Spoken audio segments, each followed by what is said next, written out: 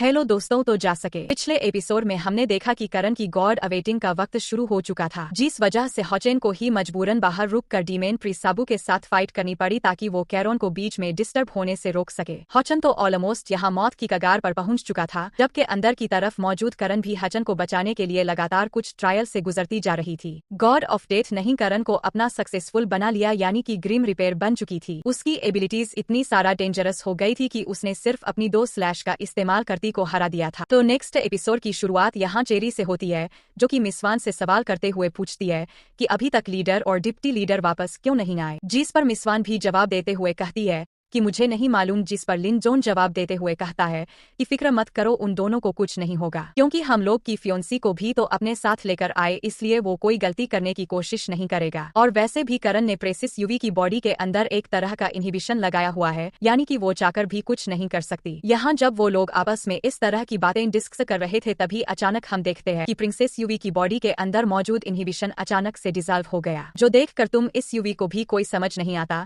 लेकिन पीछे की तरफ चेरी और बाकी सब लोग भी हैरान होते हुए फोन से यहाँ मिस यूवी से सवाल करते हैं, पूछते हैं कि बताओ आखिर तुमने ये क्या किया, जिस पर प्रीति जी हुई जवाब देते हुए कहती है कि फिक्र मत करो, मैंने तुम लोगों के साथ कोई चालाकी नहीं की। वैसे भी इस वक्त मैं तुम लोगों की टेरोरिटी में हूँ, बल्कि बिला वजह इस तरह मुझ पर गुस्सा करने की बजाय तुम लोगों को अपनी करण की फिक्र करनी चाहिए। मुझे लगता है कि उसकी जान को खतरा है, या कहते हैं। साथ ही अचानक की टावर में एक पोर्टल ओपन हो गया, जहां पर हाउचिल जख्मी हालत में कैनन को लेकर अंदर की तरफ गिर गया। लिंचवान बेचारा तो पैनिक करते हुए कहता है कि आखिर मेरी खिलाई हुई मेडिसिन काम क्यों नहीं कर रही। तभी ये अचानक यहाँ पर हाउचिंग की बॉडी के अंदर से जावली निकलकर बाहर आ जाती है, जिसे देखकर तो चेरी बहुत ज्यादा खुश हो गई और ये सब के सब एक साथ ही जावली से सवाल करते हुए कहते हैं कि प्लीज करण और हाउचिंग की जान बचा लो। जहाँ पर जॉली जवाब देते हुए कहती है कि मैंने सोचा नहीं था कि अगली बार जब हाउचिंग में तुमसे मिलोगी तो तुम्हारी ऐसी कंडीशन होगी, लेकिन चलो ठीक है, मैं तुम लोगों की जितनी मदद कर सकूं उतनी मैं कोशिश करूंगी। यह कहने के बाद यहाँ पर बड़े 100 फीचर की पावर का इस्तेमाल करते हुए हॉचले और कैरोन को हील करना शुरू कर दिया। जहाँ पर थोड़ी देर की कोशिशों के बाद जावली निराश होते हुए कहती है कि मुझे माफ कर दो, मैंने सोचा नहीं था कि इन दोनों की हालत इतनी ज्यादा खराब होगी। हानियो यहाँ पर सवाल करते हुए जेवली से पूछता है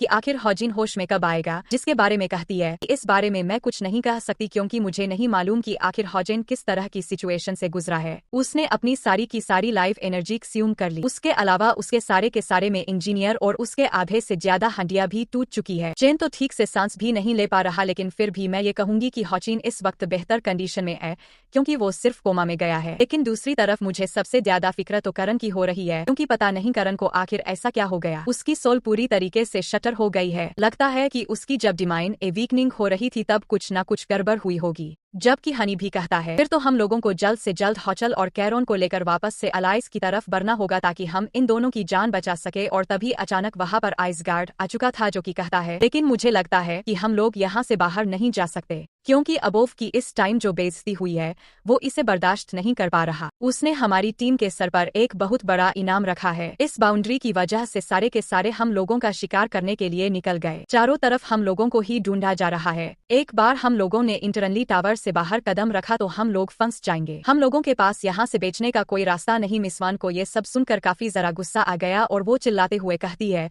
कि इसका मतलब क्या है, क्या हम लोग यहाँ पर बस चुप कर बैठे रहेंगे, इसके अलावा हम लोग कुछ नहीं कर सकते।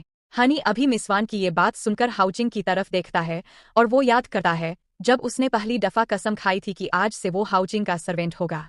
लेकिन हाउचिंग ने हनी से कहा था कि हमारे बीच कोई मालिक या फिर कोई सर्वेंट नहीं, हम दोनों पक्के दोस्त हैं जो कि हर मुश्किल सिचुएशन में एक दूसरे की मदद करेंगे।